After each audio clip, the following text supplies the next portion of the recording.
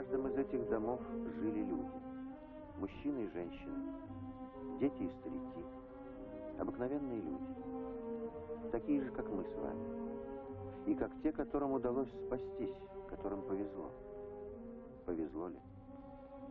Остаться в живых, чтобы хоронить самых близких, оплакивать, вспоминать, вспоминать, вспоминать свою Палестину.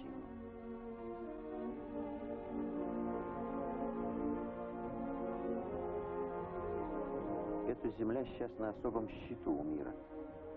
По отношению к ней сегодня измеряется совесть, равнодушие, человеколюбие и жестокость. Так или иначе, в судьбе этой земли участвует почти весь мир. Вспомним историю.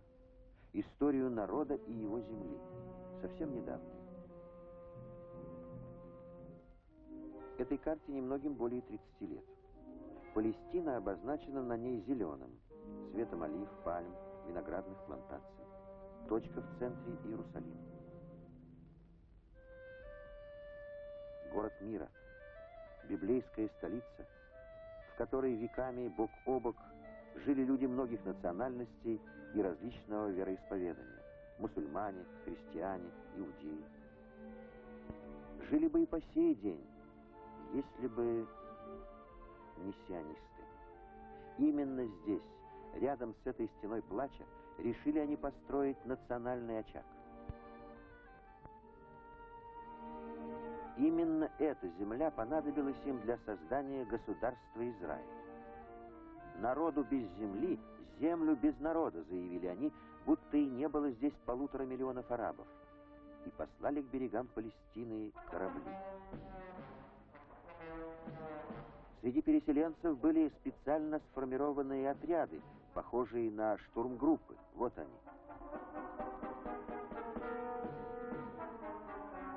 Наивные хлебосольные арабы. Они встретили пришельцев как двоюродных братьев, не подозревая о том, чем ответят те на их гостеприимство, не предполагая, что судьба всех палестинских арабов, судьба их земли давно предрешена, спланирована теоретиками сионизма.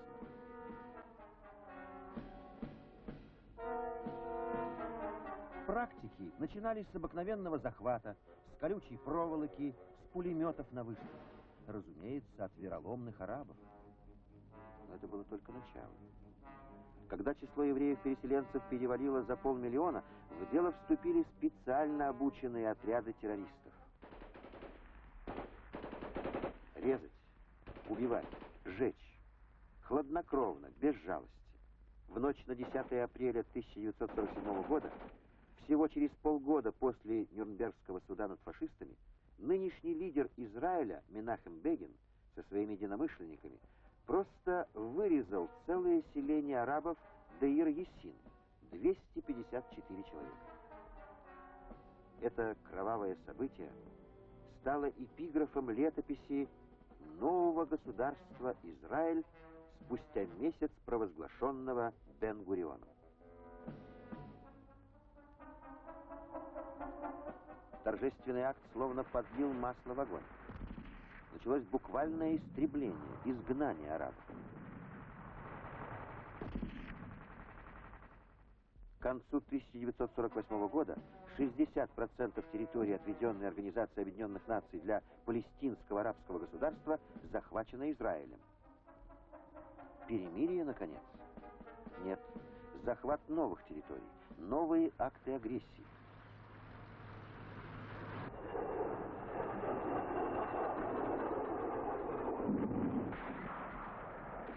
Стена огня и плача росла и двигалась на север, на юг, на восток. И вот уже карта июня 1967 года. Нет, не Палестины, государства Израиль и захваченных им территорий. Вот это и есть сионизм в действии. Спустя 25 лет после начала, после резни в Деир-Яссине, Генеральная Ассамблея Организации Объединенных Наций наконец определила реакционную сущность этого явления.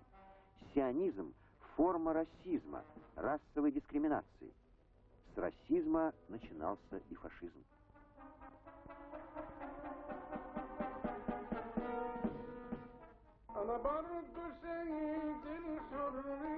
1967 году число официально зарегистрированных палестинских беженцев достигло без малого 1,5 миллиона. Они уходили в Иорданию, Ливан, в пески Синая.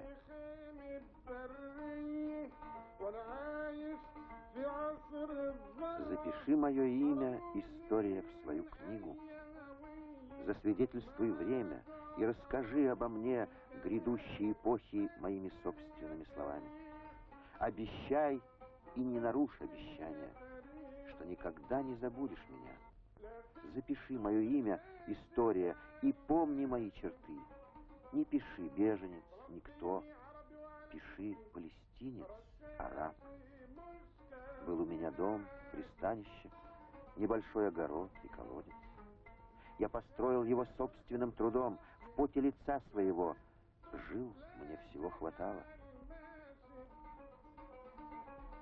Помни, имя мое палестинец. Не ношу иного я звания. Мой удел палатка в поле. А ведь я живу в век атома. У меня нет никакого паспорта. Даже не признается, что я существую. Запиши история. Запиши история человечества.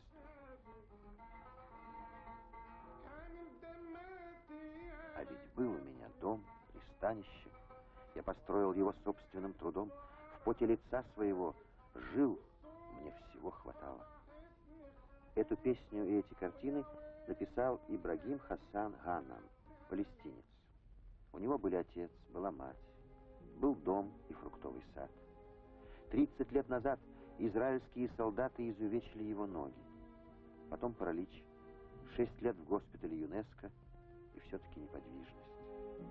По памяти он пишет пейзажи своей родины, сцены из жизни своего народа, из той мирной жизни.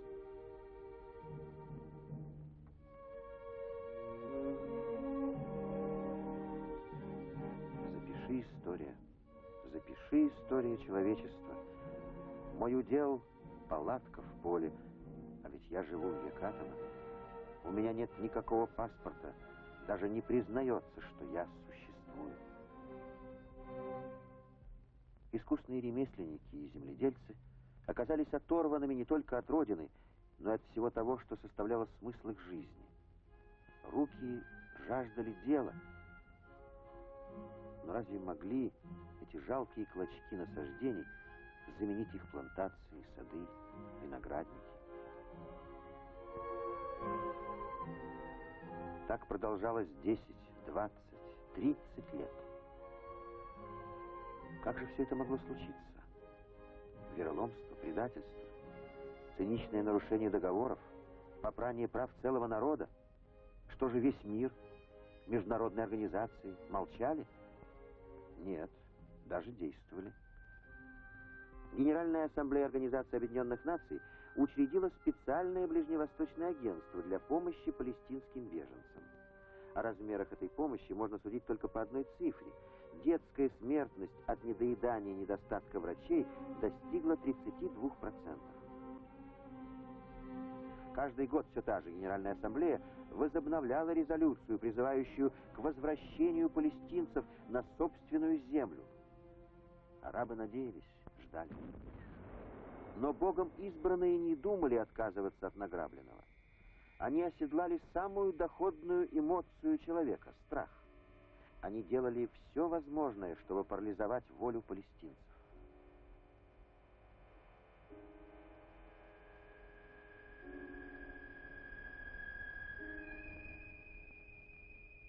Но посеявший ветер должен был пожать бурю.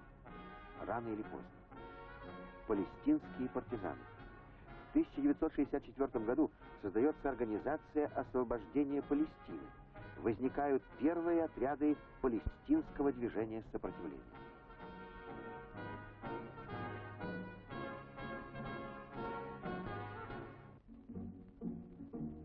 Это было начало. Палестинский народ взялся за оружие. Он понял, только так можно вернуть себе родину. 21 марта 1968 года сражение при Коране. Израильские войска предпринявшие было 3 бронетанковыми бригадами при поддержке авиации рейд в Иорданию, были здесь на голову разбиты арабами.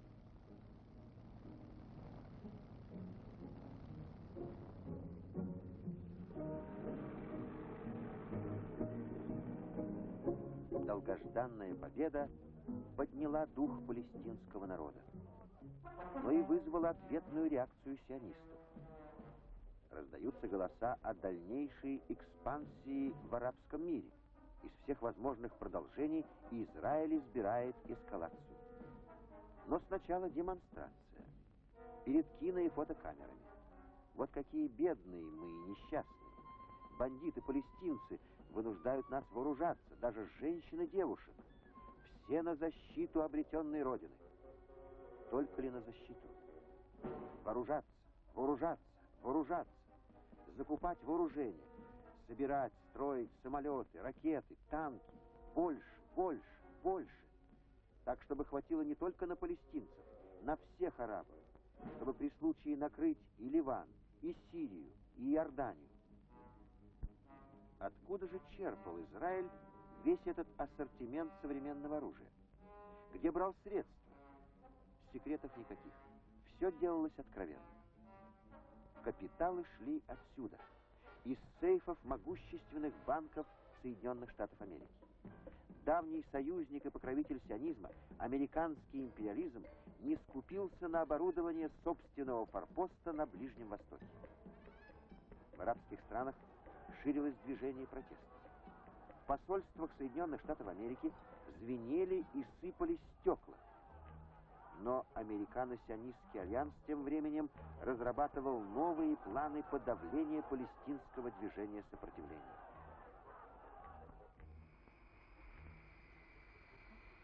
Эти бомбы предназначались не палестинцам, вернее, не только палестинцам. Пусть вместе с ними пострадают ливанцы, иорданцы, сирийцы, и тогда арабы руками арабов. Так начинался новый виток палестинской драмы. По классическим схемам колониальной политики империализма. Чем воевать самим, столкнуть, спровоцировать на междоусобную войну другие народы, племена, социальные группы. Пусть разбираются сами. Правые, левые, христиане, протестанты, северные, южные. Испытанная верная политика.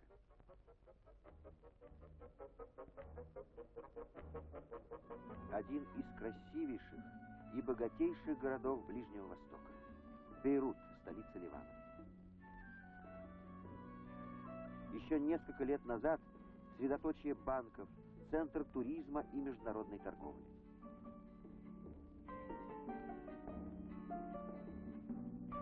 Какой астролог мог предсказать нынешнюю его судьбу? Какой пророк мог увидеть здесь провалы вместо окон, кровь на стенах, тротуарах и запах гари вместо свежего воздуха Средиземного моря?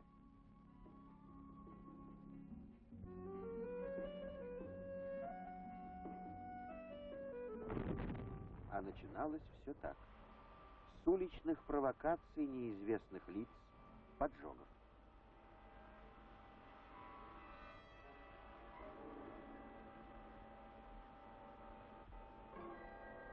Потом вот так, с прямого нападения израильских диверсантов-террористов на Бейрутский аэродром.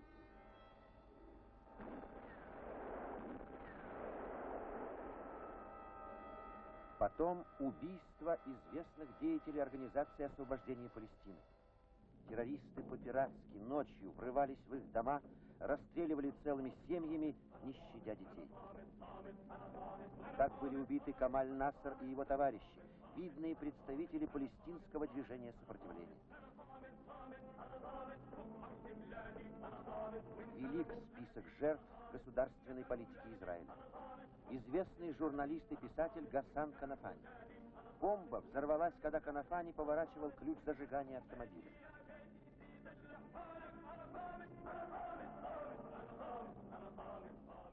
Именем Гасана Канафани назван детский сад, который организовала в Бейруте вдова писателя Анна Канафани. Датчанка по национальности, Анна приехала на Ближний Восток в 1961 году. Здесь познакомилась с Гасаном Канафани, стала его женой, помощником и его вдовой.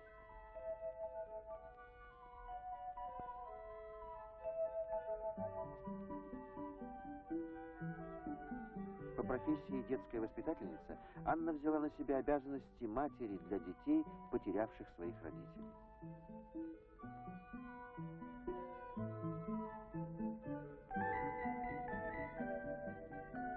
Палестинцы будут живы до тех пор, пока они не забыли, что они народ, писал Канафани.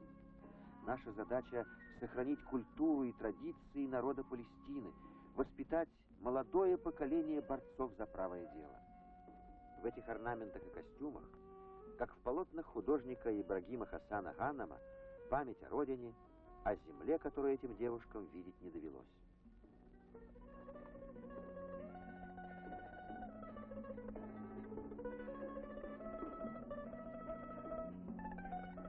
30 лет. Для человека это много, а для народа, насчитывающего многовековую историю, сионисты убеждали мир, палестинцы, как народ, самораспустились. Они растворились, ассимилировались в приютивших их арабских странах. Перед вами доказательство обратного.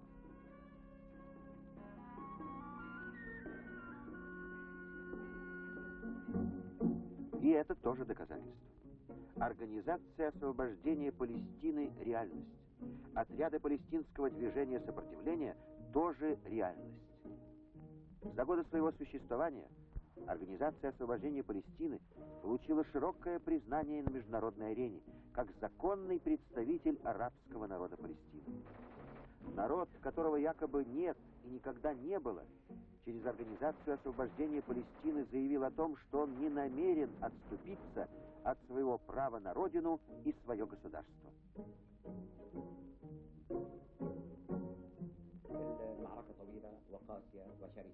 Нам предстоит длинная и жестокая битва. Но в то же время мы, представители палестинской революции, уверены, что отобьем все эти атаки, которые направлены не только против палестинского народа, не только против ливанского народа, но и против всей арабской нации, против всех прогрессивных сил в мире, потому что то, что происходит в арабском регионе, оказывает непосредственное влияние на все международное положение, на международное согласие, оказывает непосредственное влияние на безопасность в Европе и в мире. Отсюда исходя, мы должны быть очень бдительны по отношению к этим опасностям. Да, наши палестинские силы оказали героическое сопротивление агрессии и перевернули военные расчеты израильских захватчиков, нанеся им мощные удары, в результате которых противник понес большие потери. Это было признано им самим. В конце 1974 года на трибуне Организации Объединенных Наций впервые появился посланец палестинского народа. Это был акт признания. Только делегация Израиля отказалась выслушать Ясира Арафата, председателя исполкома Организации освобождения Палестины. Выступая здесь, Арафат подчеркнул, в признании мировым сообществом прав арабского народа Палестины большая заслуга принадлежит не только собственной стойкости палестинцев, но и всем тем, кто встал на их сторону в справедливой борьбе, и прежде всего социалистическим государством.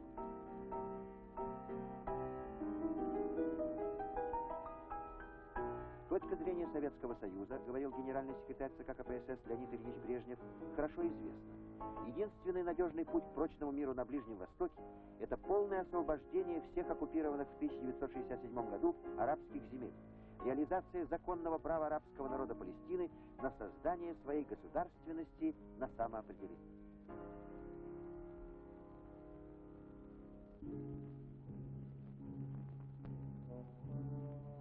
Вот такое же солнце, такое же небо и над землей палестинцев.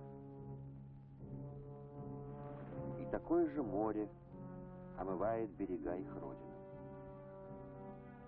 В Бейруте все тревожнее. Палестинцы организуют охрану своих лагерей, чтобы избежать новых провокаций сионистов и их лучших в Ливане друзей, правых христиан. Это правые христиане. Правые. все остальные, особенно палестинцы и сочувствующие им, неправые или бесправные, без права на землю, на воздух, на жизнь. Так научили их сионисты и агенты Центрального разведывательного управления. Научили думать, стрелять, поджигать, резать, прячась за масками. Натравили, как полагается, христианам. Начали без повода. Просто взяли и расстреляли вот этот автобус с людьми. Провокация стоила жизни 26 ни в чем не повинным людям.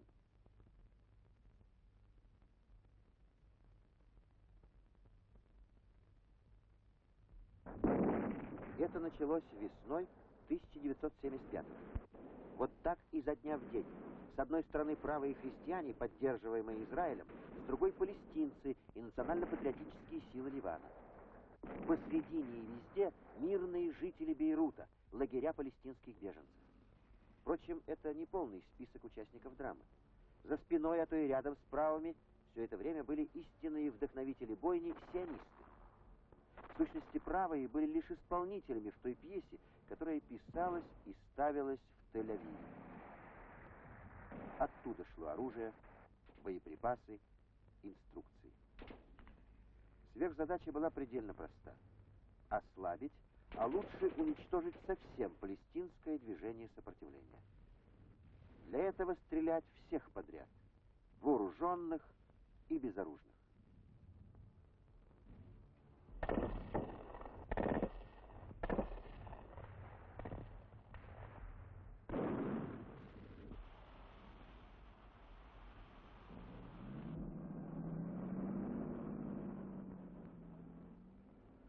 Одна из самых страшных трагедий последних лет – расстрел Тель-Заатара, лагеря палестинских беженцев.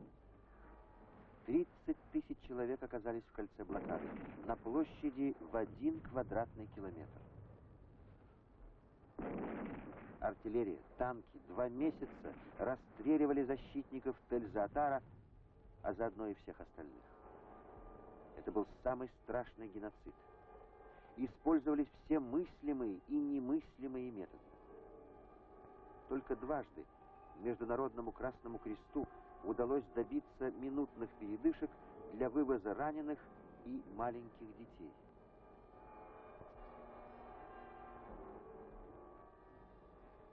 Уцелевших детей.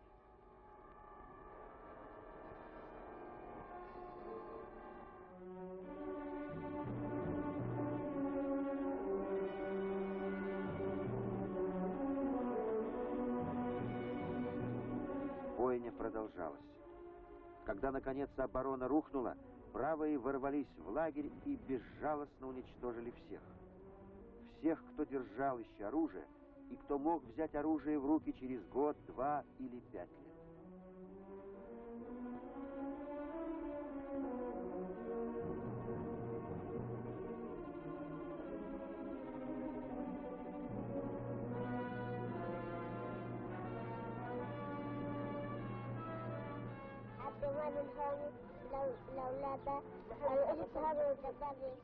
Это моя мама. Мы жили в Тель-Заатаре. Мама пошла за водой для нас. В лагере не было воды много дней. Когда она возвращалась, выехал танк и убил маму.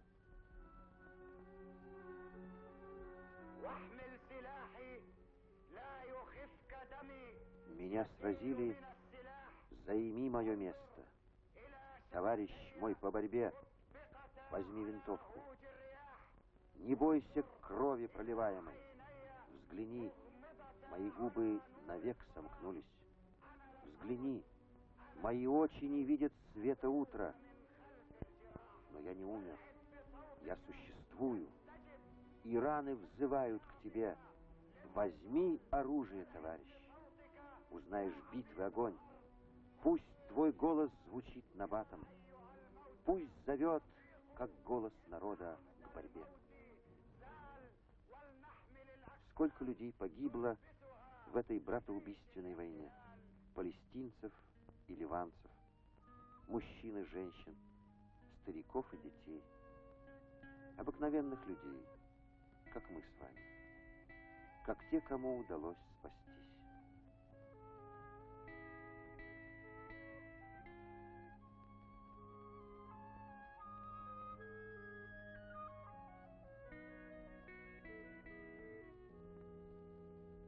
Организация освобождения Палестины создала интернат и назвала его «Стойкость Тель-Заатара» в память о том расстрелянном лагере.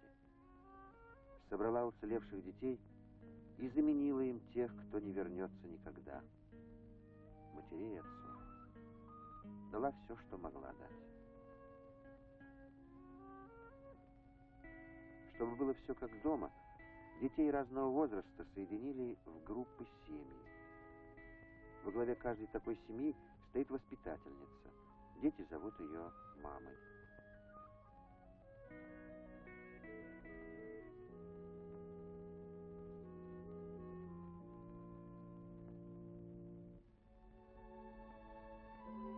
Рожденные на чужой земле, оставшиеся сиротами на чужой земле. Они никогда не видели своей земли.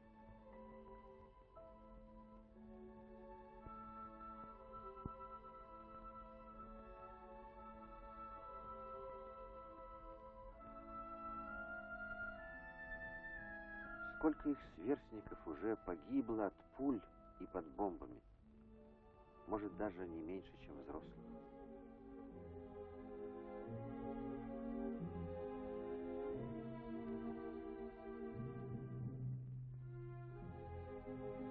Он был мужем, был братом, был отцом.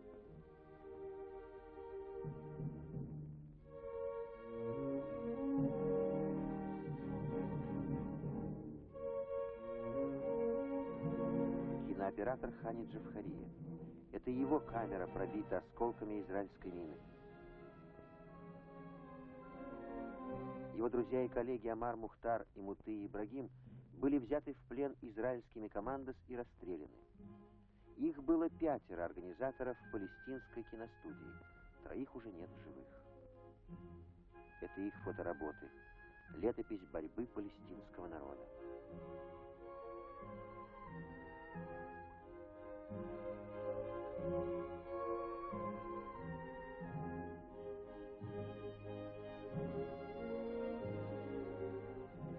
Ценой собственной жизни они показали, что такое террор, как выглядит геноцид.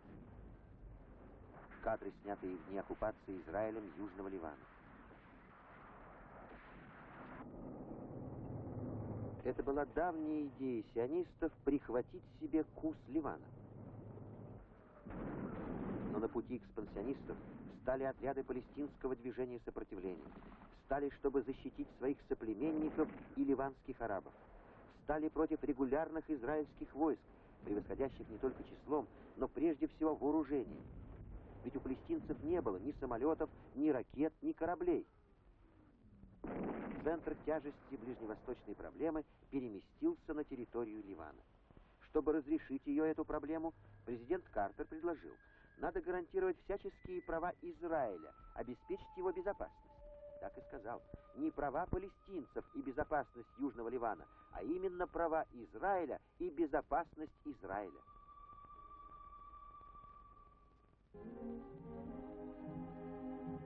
Действительно, при чем тут южно-ливанские беженцы?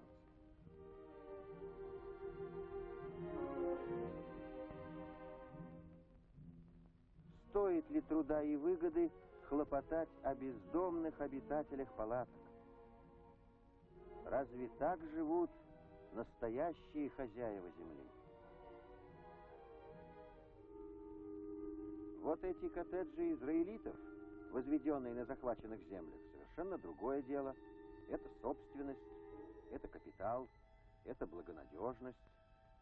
Все это нуждается в защите от всяких арабов, внешних и внутренних, тех, кого не удалось выжить. На захваченных Израилем землях сегодня живет около 1 миллиона арабов. Сионисты рассчитывали приручить их, подчинить своему влиянию. Однако на выборах 1976 года 80% арабов на оккупированных землях проголосовали за представителей Организации освобождения Палестины. Вот как реагировала израильская полиция на лозунги арабов: «Палестинская революция против сионизма, а не против евреев. Мы боремся за то, чтобы евреи, христиане и мусульмане могли жить в условиях равенства и свободы от расовой и религиозной дискриминации. Нет израильской оккупации».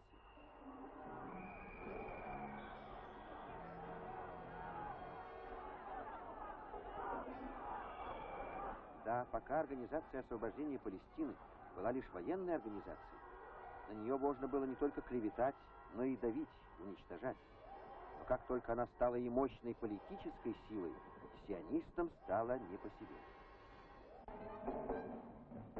Помощь, как всегда, пришла от заокеанских покровителей. Именно стараниями американских политиков состоялась эта возмутившая всех арабов встреча в Иерусалиме. Премьер-министр Израиля Бегин и президент Египта Садат. После Иерусалима последовал Кэмп Дэвид, Вашингтон. Ах, как долго мечтали сионисты о такой встрече. Ждали, когда же, наконец, в рядах арабского единства появится хоть один предатель. Право же, события стоило того, чтобы быть запечатленным на нательной рубашке.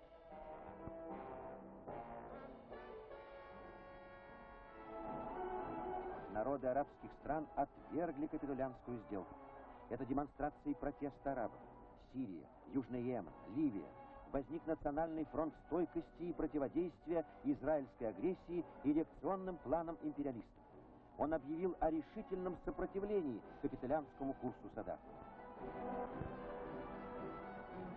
Твердая, принципиальная позиция Советского Союза. Какие бы рамки, говорил Леонид Ильич Брежнев, не облекался сепаратный сговор, который прикрывает капитуляцию одной стороны и закрепляет плоды агрессии другой, агрессии Израиля, он способен лишь сделать обстановку на Ближнем Востоке еще более взрывоопасной. Оценка сепаратных переговоров в Кэмп-Дэвиде, данная Леонидом Ильичем Брежневым в его речи в Баку, нашла горячий отклик у прогрессивной мировой общественности. Только в союзе с СССР и другими социалистическими странами видят сейчас арабские народы реальный путь противодействия планам империализма и сионизма. Скажите, кому это надо? Палестинцам? Ливанцам? Сирийцам? Может быть, старикам, женщинам, детям здесь, в Бейруте? Разве они не устали от стрельбы и страха? Разве они не хотят жить спокойно, мирно?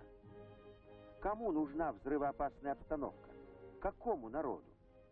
Ведь нет народов злых и добрых, как нет отроду народов-агрессоров и народов-рабов. Расизм, фашизм, геноцид не имеют национальной принадлежности. Они продукт социального уродства, порождение империализма, который только прикрывается словами о мире, гуманизме, человеколюбии.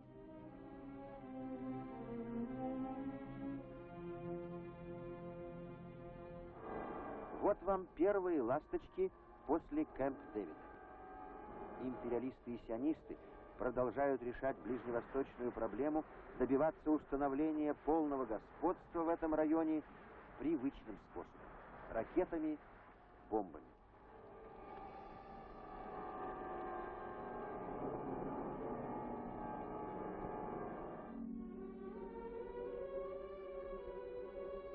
Когда же будет конец всему этому?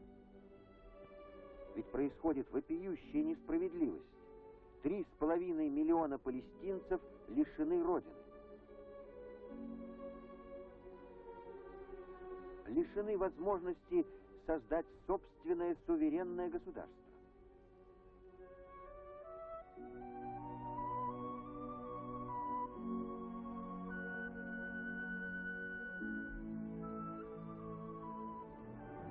Права миллионов палестинцев, ливанцев, арабов, принесены в жертву сионизму и американскому империализму. Пока не будут ликвидированы последствия израильской агрессии, надежного мира на Ближнем Востоке не будет, заявляет советское правительство. Единственный путь справедливого решения – удовлетворить законное право всех государств и народов этого района на существование. Разумеется, прежде всего, законное право палестинского народа на создание независимого палестинского государства. Дети, лишенные детства, готовят себя к новым сражениям за Родину, за свободу, за независимость.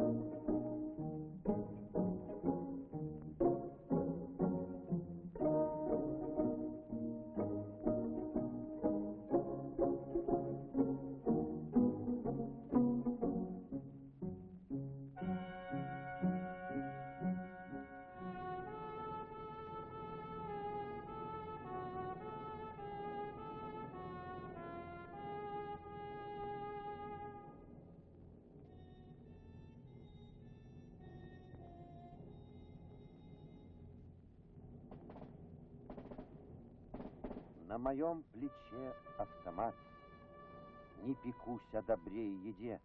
Все имущество в одной руке, и мой адрес выбит на автомате. Не могу больше терпеть, не могу. Смерть меня не страшит. Запиши мое имя, история. Запиши меня фидаином вместе с Есиром. Смерть не страшна за Родину.